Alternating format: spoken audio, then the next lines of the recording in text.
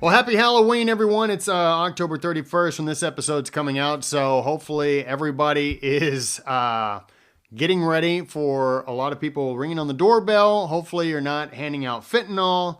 And yeah, it's a little messed up, but hey, warnings must be issued. Happy Halloween, Alan.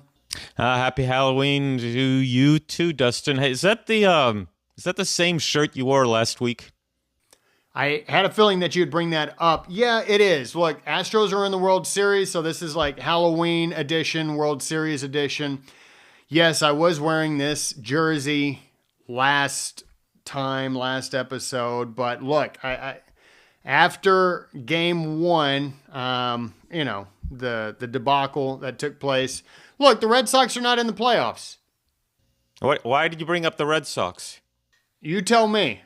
And the Red Sox are not in the playoffs. I know we've got a guy who's from Boston who's going to be a guest today, and you guys apparently are going to really hit it off. Well, I call this, like international relations, domestic relations. So yeah, he's a Red Sox fan. So, you gotta play the part. Even, hell, I am a Red Sox fan. So there you go. I just happen to have one of these. Well, honestly, Red Sox are my number 2 team. When the Astros were so bad for so long, I became just an Astros fan, and I loved the Red Sox Yankees rivalry. Still love it. Just great stuff. Yeah. So, are you doing anything for Halloween tonight, or this weekend, I should say? No. Well, hopefully, I will get a treat in the form of an Astros win because Astros are playing Game 3 against the Phillies. What are you doing? Wait, Game 3 or Game 2? Game 3. Okay. Game 2 has already been played. Remember, we are living in the future. This is okay, all right. Well, I'm going as David DePape. So I don't know what that is. David DePape. I'm just gonna go out. I'm gonna wear underwear and carry around a hammer. Oh, that's his name? I didn't know his name. Oh, we'll be hearing more about him. I don't think the story about him is what the journalists were first telling us, that he's an intruder. Yeah. I don't think that's going to be coming out in the near future if we're going to be talking about the future. No, there's a chance that he was an intruder, definitely going through the back door. Yeah. I'm going to leave it there. Leave it. Leave it. Oh, man. And just so many people were like, this is what extreme right-wing politics, results in. And you're like, well, it's 2 a.m. You got the call for a wellness check or something, and the guy was in his underwear with a hammer, and the police were apparently already there. And then the moment he starts swinging that hammer, they're like, okay, let's go ahead and bring this to a close.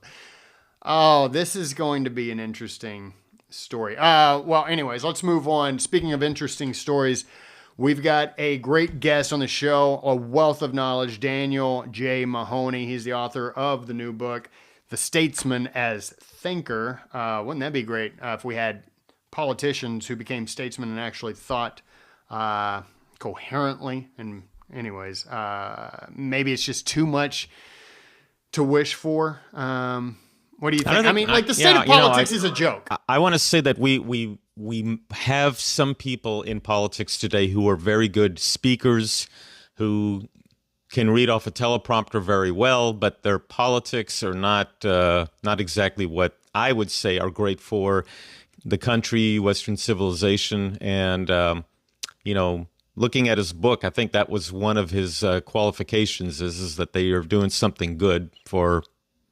a cause. So, but if your cause is what, let's say, certain people, I don't want to mention any names, but let's just say if your cause is something that might be detrimental to the country, then that's all going to be questionable. Yeah, it's all about your fellow man. What's best for your fellow man, and not what's best for your particular political party. And that's unfortunately where we are. It's all about re-election. Sometimes you just got to let it go and be like, do the right thing, even if that means don't get reelected. I haven't voted yet, so I got to go vote this week. You're going to go vote this week, or have you already voted? I already voted, and the machine ate up my ballot. Yep. Harris County, Texas. We're already having problems with the voting machines. It's one of those machines where it feeds on paper, and it ate up my second page. So they had to redo everything. I got the serial number and all the information off the machine, but yeah, I was kind of pissed off. It's like, here I am voting early, thinking, got it out of the way, confident with my vote, only to think, was my vote really counted? So welcome to Harris County, where Lena Hidalgo and her, friends are running things, and hopefully she'll be out here pretty soon. Yeah, hopefully so. When you have Mattress Mac and Dave Ward combining, I've never seen them involved in politics, but when they're coming on saying get rid of our our county commissioner, she's doing a bad job. Yeah, well, isn't she I thought she was the Harris County, I thought she's the DA. No, that's Kim Ogg.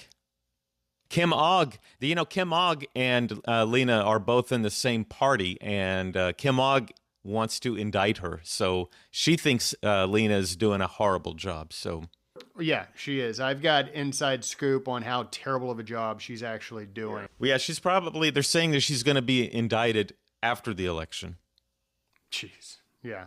So look, as they do in Harris County, Alan, so should you. Vote early and vote often. I plan on doing that. Make it happen.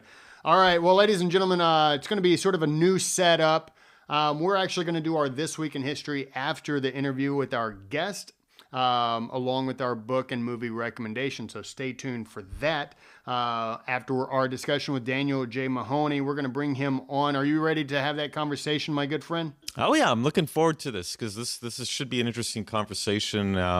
I've got a couple of people that I'm going to throw at him in regards to whether he thinks that they are statesmen or not. Yeah.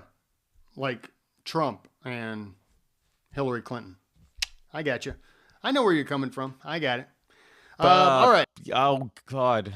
I'm not going to say, Did you hear her? Did you see her lately where she was saying that the election in 24 is already decided in terms of the cheating?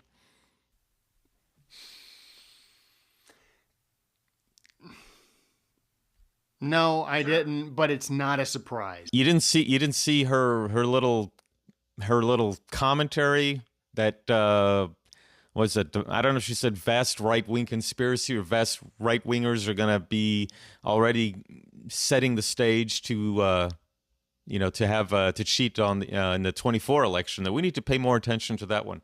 And she's been denying the 2016 election since 2016, but I don't hear her being called a denier. I don't think Twitter deactivated her account. So, but I think all that's going to change. I was really happy to see what happened with Twitter, and that's going to be quite refreshing, I must add. Yeah, it is. A lot of people are getting reinstated. You get to say, what you want. I mean, I want to, look, listen, if you're a left winger, if you're left leaning, you should not have your account shut down. I think everybody should have a right to speak. And, even the founding fathers were saying that the freedom of speech means that even speech that you cannot stand must be protected by the government.